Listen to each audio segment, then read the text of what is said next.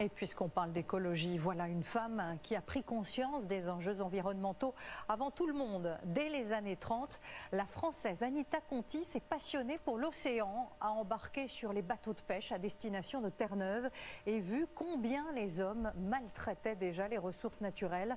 Un destin d'exploratrice injustement oublié que nous rappellent Florence Lecnec et Stéphane de Perrois. Encore une pionnière négligée. Voilà le constat qui a conduit le duo Catel et Bocquet à s'immerger dans la vie d'Anita Conti. Elle était là avant Cousteau, avant tout le monde, donc, et elle était sous nos yeux en plus. Il fallait absolument la faire redécouvrir au grand public.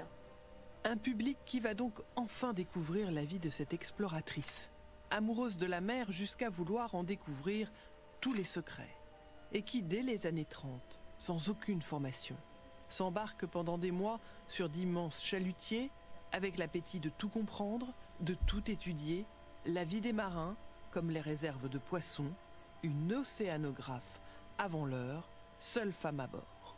Être une femme au milieu de 50 hommes, ça n'existait pas. C'était impossible déjà pour une femme de monter sur un bateau dans la mesure où une femme portait malheur, paraît-il. C'est pourtant un vaillant capitaine qui défend aujourd'hui sa mémoire, retranché ici, sur les bords de Loire. Bonjour, bienvenue à bord. On est sur les traces d'Anita Conti. Laurent Giraud-Conti était son dernier compagnon. Alors il s'est donné une mission, sortir de l'ombre ses travaux. Elle a filmé quand même plusieurs milliers de mètres de bande. Ce qui reste là, c'est 20 minutes de film. 20 minutes de film pour se faire une petite idée de tout ce qu'elle a accompli. Anita, elle embrasse plusieurs disciplines. Elle est océanographe, elle fait des relevés, elle fait de l'échantillonnage, mais elle s'intéresse à la vie à bord. C'est de la sociologie. Donc c'est un regard qui était, comment dire, qui n'avait pas à l'époque de classification. C'est donc à elle qu'on doit toutes ces photos ou ces dessins de crustacés qu'on commence tout juste à étudier. Des voyages à visée scientifique qu'elle ne présentait jamais comme des exploits.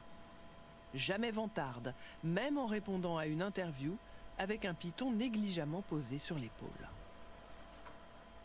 Chaque navire doit relever son chalut toutes les 2 heures. Alors on vient travers au vent, et puis moi, je dois me trouver dans le magma du poisson, sur le pont, et identifier les captures. Alors toutes les 2 heures, nuit et jour, je suis en plein vent, dans la nuit ou sous le soleil. Car quand il s'agit de quitter Fécamp pour Terre-Neuve, elle sait à quoi elle s'expose. Les hommes à bord n'ont qu'un objectif, la morue. Le poisson roi qu'il faut absolument ramener dans ses cales pour nourrir les Français. Si c'est un mât central, le mât central est là. Ouais. Le capitaine Tigao est le dernier à avoir connu ce qu'on appelle le grand métier. On travaillait 18 heures par jour. Hein. Et c'est donc naturellement chez lui que nos 2 auteurs sont venus chercher les informations pour retranscrire la vie à bord, endurée par des hommes soumis à des cadences folles ici, sur le pont, et dont il a reproduit le fonctionnement avec quelques Playmobil, du trieur au jeune mousse.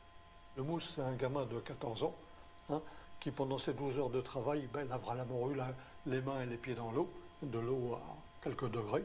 On a travaillé par des températures de moins 20, moins 25.